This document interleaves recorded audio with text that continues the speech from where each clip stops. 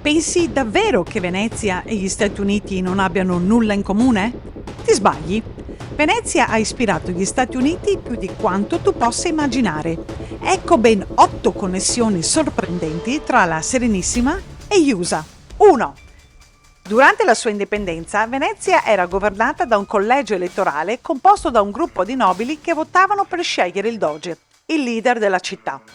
Questo sistema, che prevedeva un equilibrio tra i poteri, è stato una delle fonti di ispirazione per il sistema del collegio elettorale degli USA, ancora oggi usato per l'elezione del presidente.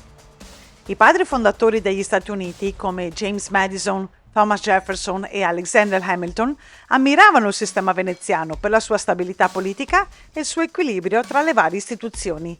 Vollero quindi costruire un sistema che fosse equo e rappresentativo, proprio come quello veneziano, ma adattato al contesto americano. 2. Il 17 settembre 1787 la Costituzione degli Stati Uniti veniva completata e adottata.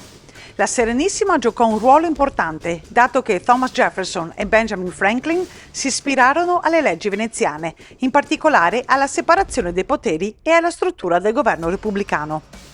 Alcuni dei padri fondatori, come John Adams, parlarono esplicitamente del modello di governo veneziano.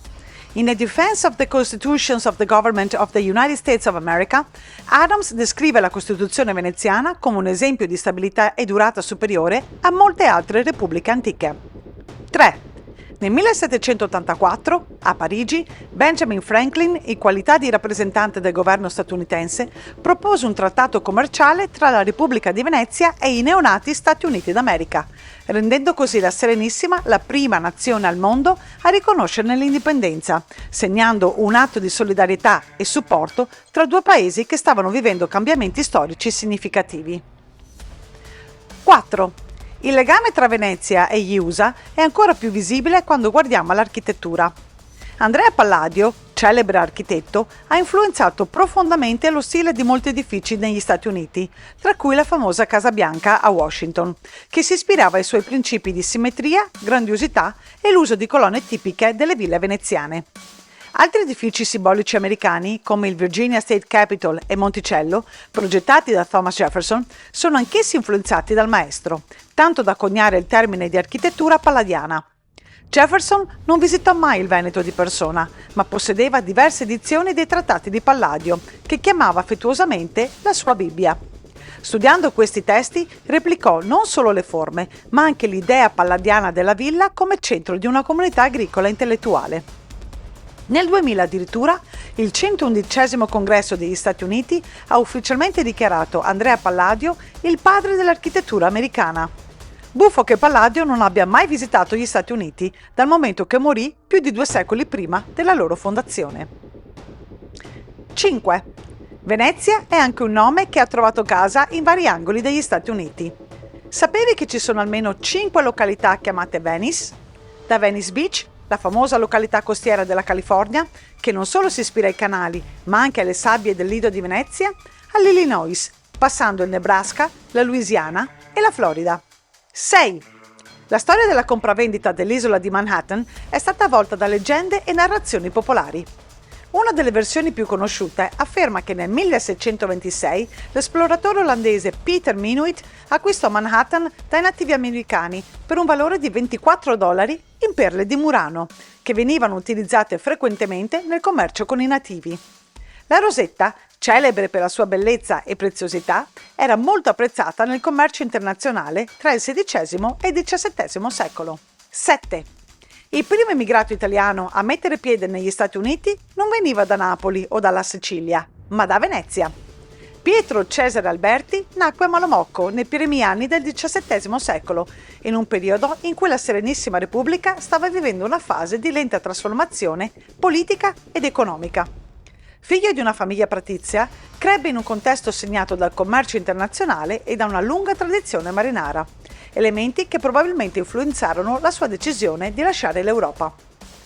Intorno al 1635, Alberti intraprese il viaggio verso il Nord America, stabilendosi nella colonia olandese di Nuova Amsterdam, situata sull'isola di Manhattan, che all'epoca rappresentava un centro commerciale emergente sotto il controllo della Compagnia olandese delle Indie Occidentali, caratterizzato da una popolazione eterogenea composta da olandesi, tedeschi, scandinavi e altri europei.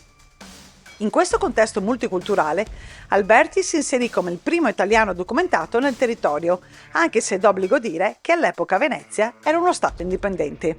Le fonti storiche indicano che egli svolse attività legate all'agricoltura e alla gestione della terra, contribuendo allo sviluppo economico locale. La sua presenza assume particolare rilevanza perché testimonia una fase precoce dell'emigrazione italiana verso il continente americano, ben precedente alle grandi migrazioni di massa dell'Ottocento. Nel 1655 la vita di Alberti si interruppe durante il conflitto noto come Peachtree War, uno scontro tra colonie olandesi e gruppi nativi americani che causò numerose vittime e distruzioni della colonia. Questo evento si inserisce nel più ampio quadro delle tensioni tra europei e popolazioni indigene durante l'espansione coloniale. Nel corso del tempo, la figura di Pietro Cesare Alberti è stata riscoperta come simbolo delle origini dell'esperienza italo-americana. In particolare, negli Stati Uniti è stata istituita la commemorazione dell'Albertis Day, celebrata il 2 giugno, in concomitanza con la festa della Repubblica Italiana. Tale ricorrenza ha lo scopo di valorizzare il contributo storico degli italiani nel Nuovo Mondo e di rafforzare la memoria delle prime presenze italiane nel contesto coloniale nordamericano. 8. Molti credono che Venezia, data la sua grande importanza storica e culturale, sia una città molto grande. Eppure, se guardiamo alle dimensioni, scopriremo che la superficie della parte insulare è di soli 7,9 km², poco più del doppio di Central Park, che è di 3,41. Un confronto che sorprende, soprattutto quando pensiamo a quanto Venezia abbia avuto un impatto sulla storia e la cultura globale, occupando una superficie così contenuta. Questo dovrebbe portarvi a chiedere perché e come è stata costruita questa incredibile città. Ma per avere le risposte che cercate, vi metto il link ad altri miei video.